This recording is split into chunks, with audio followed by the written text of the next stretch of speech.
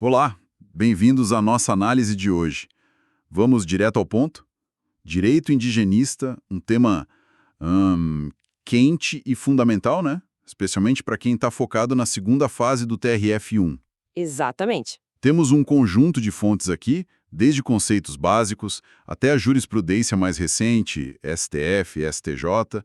A missão é extrair o ouro, assim, para as provas discursivas e de sentença. Isso. O foco é identificar as teses jurídicas que realmente importam, sabe? Os entendimentos consolidados e aquelas nuances doutrinárias que, bom, podem fazer a diferença na hora da prova. Tudo com base no material que a gente analisou. Perfeito. Então, para começar, tem aquela distinção conceitual importante que o Vitorelli aponta, né? Ah, sim. Direito indigenista, sendo a visão do Estado, e direito indígena, que seria o direito dos próprios povos. Isso. Embora a lei na prática não use tão rigidamente, ajuda a organizar o pensamento, né? Conceitualmente. Ajuda, sim. E uma atualização rápida, mas importante. Agora é Dia dos Povos Indígenas, pela Lei 14.402 de 2022. Mudou o nome. É verdade. E o mais crucial mesmo, eu diria, é a virada de chave com a Constituição de 88. O antigo Estatuto do Índio lá de 73. Nossa, outra época. Totalmente. Tinha aquela visão integracionista, sabe? De assimilação. O artigo 1º dele falava nisso. Já era, né? Completamente. A Constituição, no artigo 231, muda tudo.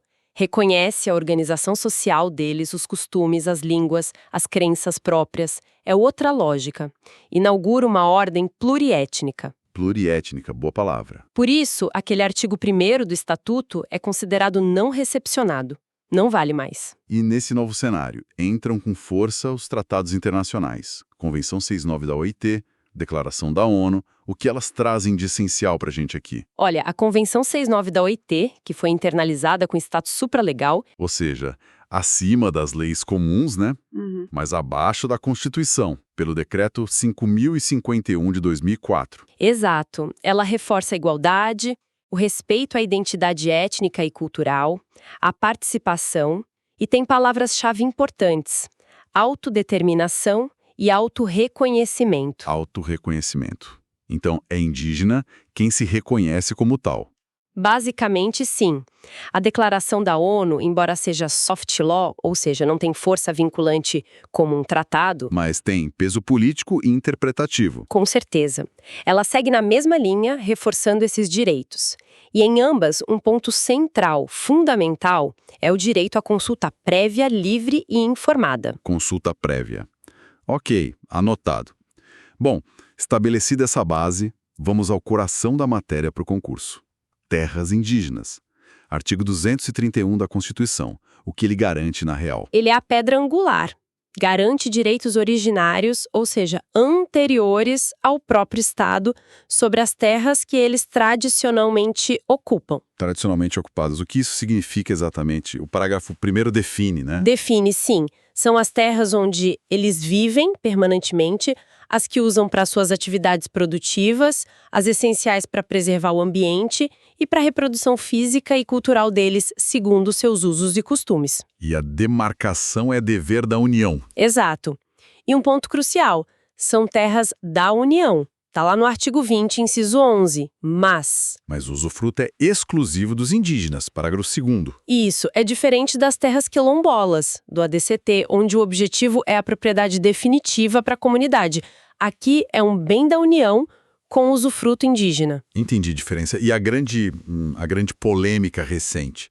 O marco temporal, como ficou isso no STF, que é questão certa de prova, né? Sem dúvida, esse foi o ponto nevrálgico decidido no recurso extraordinário 1017365, o tema 1031 de repercussão geral. O STF rejeitou a tese do marco temporal. Rejeitou? Então caiu aquela ideia de que só teriam direito à terra se estivessem nela ou disputando-a na data da promulgação da Constituição, 5 de outubro de 88. Exatamente, prevaleceu a teoria do indigenato. O direito à terra é congênito, nasce com eles, é anterior à própria criação do Estado. Não depende de um marco temporal específico, como a data da Constituição. E a demarcação, então, ela não cria o direito, ela só... Declara. É um ato declaratório de um direito pré-existente. Essa é a lógica. E o tal do renitentes bulliu?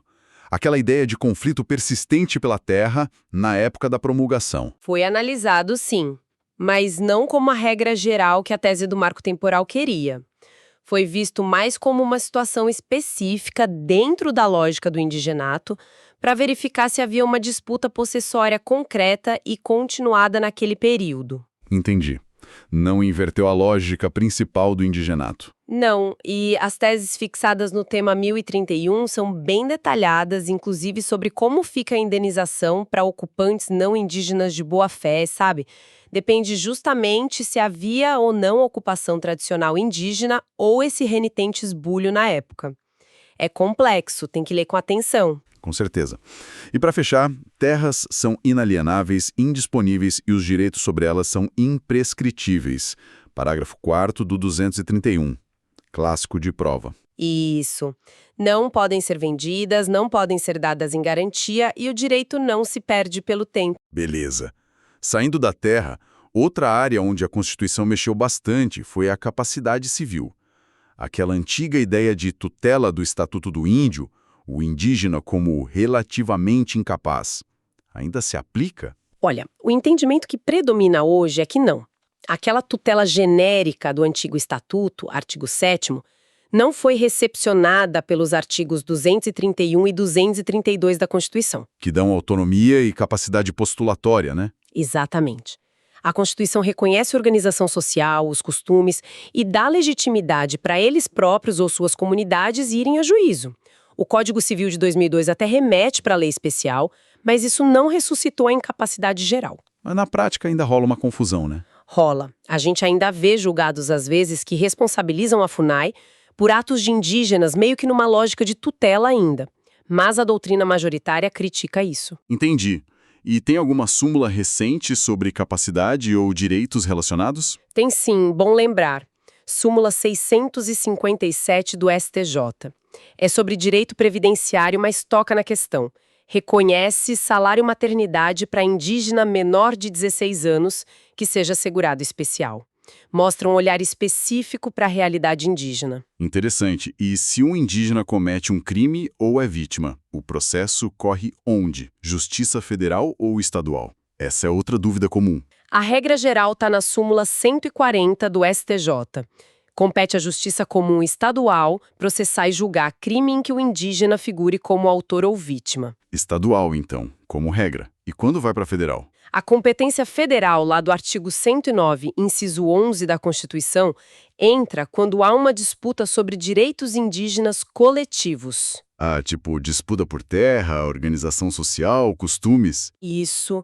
Quando o crime de alguma forma atinge esses direitos coletivos da comunidade indígena, não basta ser indígena, o crime tem que ter essa conexão. Tem um caso recente que ilustra isso, né? Mesmo sendo sobre quilombolas. Sim, o conflito de competência 192658 de Rondônia, o STJ usa um raciocínio parecido. A simples autodeclaração como quilombola não basta para levar o caso para a Justiça Federal, se o crime em si não tiver relação direta com a disputa pela terra ou algum interesse específico da comunidade enquanto tal. É uma distinção crucial para a prova, sem dúvida.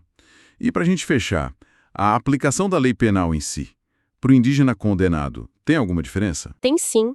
O Estatuto do Índio, no artigo 56, ainda é relevante aqui. Ele prevê a possibilidade de atenuar a pena e manda considerar o grau de integração do indígena na hora de aplicar a sanção.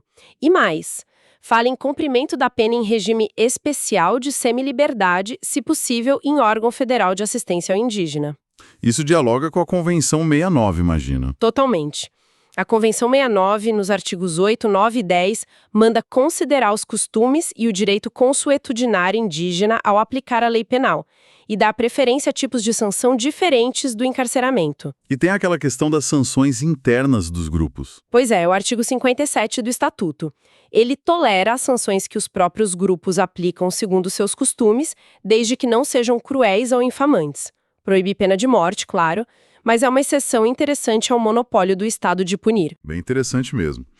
Bom, resumindo então, o panorama que emerge das fontes é de um direito em constante evolução, né? Marcado pela superação daquela visão integracionista Superadíssima. e pela afirmação da autonomia e dos direitos originários, principalmente depois da Constituição de 88 e da Convenção 169. A decisão do STF sobre o marco temporal é talvez o maior exemplo recente dessa dinâmica. Precisamente, o reconhecimento da plurietnicidade, dos direitos territoriais como originários, isso tudo desafia constantemente a aplicação de institutos mais tradicionais do direito civil, do processo. A análise de casos concretos na prova vai exigir sempre essa ponderação, sabe? Ponderar esses direitos específicos frente ao ordenamento jurídico geral. Fica então a reflexão para quem está nos ouvindo e se preparando. Como conciliar, na prática judicial, a proteção constitucional aos modos de vida tradicionais com as demandas às vezes conflitantes do desenvolvimento e toda a complexidade das relações interétnicas no Brasil hoje, principalmente à luz dessas decisões mais recentes e impactantes. É a pergunta de milhões, né? Para qual a jurisprudência e quem sabe a legislação vão continuar buscando respostas.